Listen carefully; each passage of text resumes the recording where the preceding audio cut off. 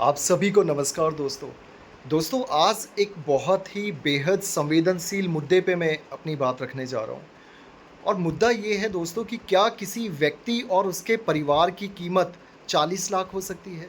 क्या 1 व्यक्ति, 2 व्यक्ति, 3 व्यक्ति या 5 व्यक्तियों की मौत का कारण 40 लाख बन सकता है? जी हाँ दोस्तों, मैं ये इसलिए कह रहा हूँ कि एक लखनऊ में बड़ा अजीब-सा केस आया है जिसमें शुभम रस्तोगी नाम के एक व्यक्ति ने, जो कि लखनऊ के ही किसी एरिया में गारमेंट्स की दुकान चलाता था। उस व्यक्ति ने आज जो है अपनी वाइफ़ और अपनी बेटी 10-11 साल की बेटी के साथ ज़हर खा के आत्महत्या कर ली। और जब पुलिस उनके घर पहुंची तो तीनों के मुंह से झाग निकल रहा था और एक सुसाइड नोट पड़ा था जिसमें उन्होंने बताया कि उनका कुछ बैंकों से कर्जा था। बैंक के रिकवरी एजेंट उनको धमका रहे थे, डरा रहे थे, जलालत कर रहे थे और उसी से एक साइकोलॉजिकल प्रेशर बना और आज उन्होंने जान दे दी पूरे परिवार समेत। और कर्जा था 40-42 लाख। बड़ा दुख होता है। इसी तरह एक केस कुछ दिनों पहले था जहाँ पे मोहाली का एक परिवार था जो जिन्होंने कार में आत्महत्या कर ली थी। उसमें उनके दादा-दादी भी थे और 7-8 लोगों का केस था। वहाँ भी कर्ज़ा कोई ज़्यादा नहीं, 2-4 करोड़ का था। मुझे एक चीज़ समझ नहीं आती कि इस देश के अंदर जहाँ हमारी सरकारें ease of doing business promote कर रही हैं कि बिज़नेस को प्रमोट किया जाए, ज़्यादा से ज़्यादा लोगों को स्टार्टअप खोले जाएँ, उनको एंटरप्रेन्योरशिप की तरफ डाला जाए और दूसरी तरफ बैंक किस तरह प्रताड़ित करते होंगे आप सोचिए। कोई भी व्यक्ति अपने परिवार को ख़त्म नहीं करना चाहता। 45 साल का वो व्यक्ति था, 40 साल की उसकी वाइफ़ थी और 11 साल की लड़की। तो कोई इतनी आसानी से नहीं मरता। आप सोचिए क्या हरासमेंट का लेवल होगा।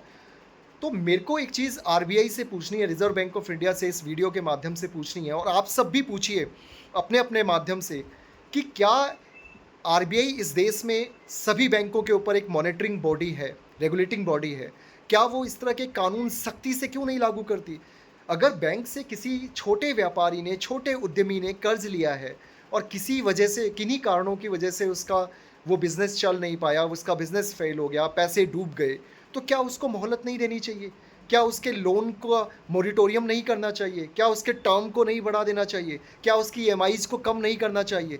क्या उस कस्टमर से ये नहीं पूछना चाहिए कि भई आप बताइए आप कैसे इस लोन को चुका पाएँगे? एक व्यक्ति मर गया सिस्टम से, परिवार मर गया। ये जो रिकवरी एजेंट लोग होते हैं, मुझे समझ में नहीं आता ये क्यों इन्होंने कर रखा है। बैंक्स अपने लोन जो है रिकवरी एजेंसियों को देते हैं और उसके बाद वो हर उल्टा सीधा तरीका अपनाते हैं। ऐसे हज़ारों केस हैं जहाँ पर परिवार के परिवार ख़त्म हो रहे हैं और दूसरी तरफ आप देखिए कि इस देश में बड़े से बड़े बिजनेसमैन हज़ारों करोड़ों रुपए के विदाउट कोलेटरल लोन ले रहे हैं, इंडस्ट्रियाँ चला रहे हैं, फेल हो जाते हैं, उसके बाद विदेश भाग जाते हैं। विजय माल्या तो नहीं मरा। विजय माल्या का क्या उखाड़ लिया बैंकों ने।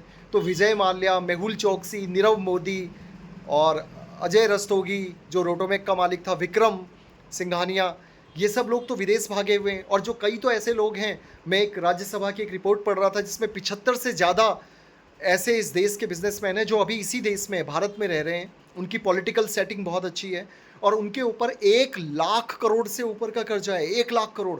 और यहाँ बैंक 1 लाख रुपए, 50,000, 2 लाख, 4 लाख, 10 लाख, 20 लाख पे इतना प्रताड़ित कर देता है कि पूरी की पूरा परिवार मरने पे विवश हो जाता है। तो मैं ये जितने भी हमारे विधायक हैं, सांसद हैं, मैं उनसे भी कहना चाहूँगा कि अपने-अपने राज्यों में इस विषय पर बिल लाइए, प्राइवेट बिल लाइए और इसको विधानसभा के पटल पे रखिए, इसको संसद के पटल पे रखिए।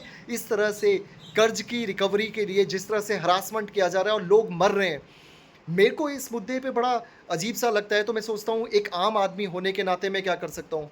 आप यकीन नहीं करेंगे, मैं आरबीआई को कई बार लिख चुका हूँ। आरबीआई के पोर्टल पे सीएमएस जो उनका पोर्टल है उस पे कई बार ये चीज़ डाल चुका हूँ कि जो लोग इस तरह के कर्ज में हैं और जो जेन्युइनली कर्ज उतारना चाहते हैं लेकिन कुछ ऐसी परिस्थिति बन गई तो उनको उनको लोन मोरेटोरियम दिया जाए, उनको कुछ समय दिया जाए, उनका कुछ लोन कम किया जाए, उनके कर्जे माफ़ किए जाएँ। जब बड़े-बड़े बिज़नेसमैनों के, उद्योगपतियों के और किसानों के कर्जे माफ़ हो सकते हैं, तो ये जो छोटे-छोटे हमारे भाई हैं, जो छोटे-छोटे व्यापारी हैं, जो 10, 20, 15, 16 लाख का लोन लेते हैं और किसी वजह से नहीं दे पाते, उनको ऐसी स्थिति क्यों आ जाती है आप सोचिए? क्या ये व्यक्ति जो परिवार के साथ मर गया ये कोई जेन्युइन डिफ़ॉल्टर था?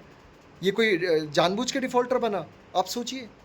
तो मुझे लगता है कि आरबीआई को और इस देश की जो विधायिका है, कार्यपालिका है और न्यायपालिका को भी सू मोटो लेना चाहिए। खुद से संज्ञान लेके इन बैंकों को और इन रिकवरी एजेंसियों को टाइट करना चाहिए नहीं तो ये आंकड़ा बढ़ता जाएगा भाई। हर तीसरे व्यक्ति के ऊपर कर्ज है किसी न किसी तरह का, चाहे वो होम लोन हो, गाड़ियों का लोन हो, बिज़नेस लोन हो, पर्सनल लोन हो, एजुकेशन लोन हो, और वो किन्हीं कारणों से नहीं चुका पा रहा है। आप देखिए कि वो बंदा जेन्युइन है या नहीं है, और अगर वो जेन्युइन है, वो आपको हर तरह से बता रहा है। मैंने इनका केस पढ़ा तो इसमें इन्होंने प्रायर नोटिस भी दिए थे बैंक को कि भई मुझे कुछ टाइम दिया जाए।